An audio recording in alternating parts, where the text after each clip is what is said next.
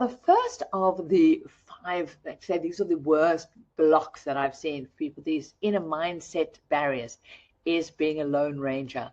Now, we rarely get that this journey belongs to no one else but ourselves. Each of us must walk our path. Each of us must take the actions that need to be done.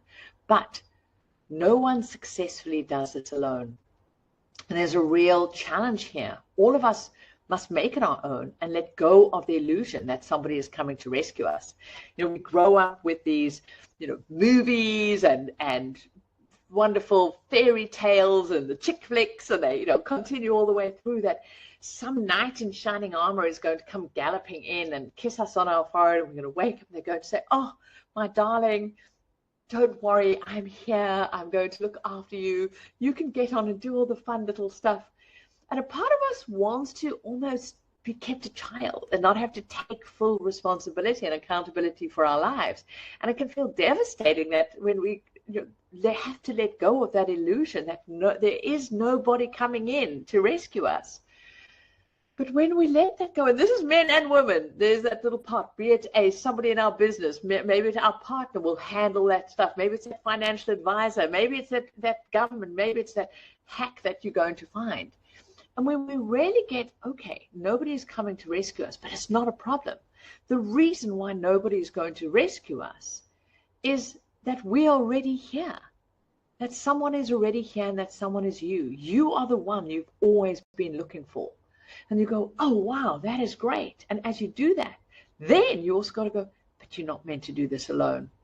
For those of us who feel super vulnerable, revealing that we don't know how to do something, and we like to pretend we've got all of our shit together, and it feels terrible when we get something wrong. We're really afraid of that. What does it reveal? That we're not good enough or inadequate enough, or we're not going to be able to, be worthy of love and all that.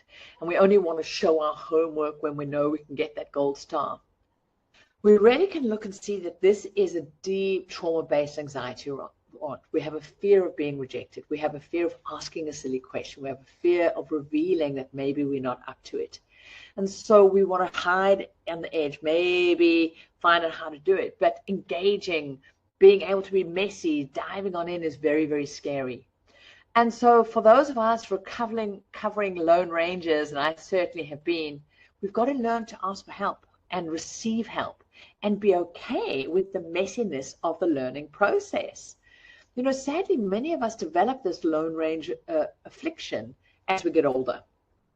Something weird happens. We accept that, up to a certain age that you go to school, you learn, and you know that, okay, you don't know stuff, and so you learn it, and then, then you know stuff. But we have this unspoken story in our head that we're meant to get to a certain point and we're meant to know it all. We're meant to have it all. And we know that that's bizarre. But in a weird way, we can start something and then judge ourselves incredibly harshly when we discover our own incompetence at something that, well, it was completely unrealistic for us to know that we ever, should have had that skill.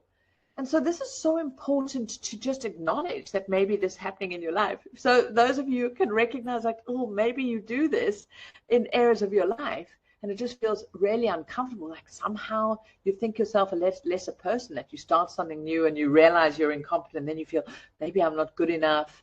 And this is really, I've been afflicted by this particular wealth killer, and this fear of not being good enough, not being seen, maybe I just don't have what it takes, is really a fear. And at its core, it believes that just maybe my deepest fear is that I'm not good enough.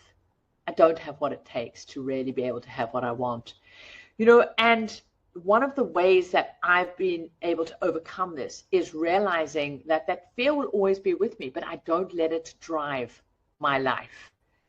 I go, okay, this is just a story. This is just a myth. This is something I've grown up with, but if I cannot let it make the decisions for my life. And so I choose to put myself into rooms with people that are smarter with me. I choose to get mentors and coaches that will challenge me, will highlight to me, and you're hiding, or you're not showing up. And many years ago, when I decided to create the Wealth Chef, I realized I needed to put myself in a room with way smarter people, people that knew what that were already way ahead of me of where I wanted to be, I knew that was going to feel uncomfortable. Because how often, for us lone rangers, if we're really honest, often we might put ourselves in a situation where we're the smartest in the room because that boosts us or lifts us up and it doesn't make us feel vulnerable. And so I signed up and joined a $35,000 a year mastermind. And I remember that first meeting I walked into with this group of people in doing digital marketing. I was so committed to wanting to create the Wealth Chef and help other people do this. I knew I needed to feel uncomfortable. This is something I didn't know how to do. I wanted to learn so that I could achieve my purpose. Here's the thing, when we can get clear on why we choose to learn and take actions and be uncomfortable in service of what? It's not just because I'm a masochist, and that. So it's like, oh, and then really realizing I'm only feeling uncomfortable and vulnerable and overwhelmed because I'm learning, because I have the courage to put myself into a space that feels difficult and a learning environment.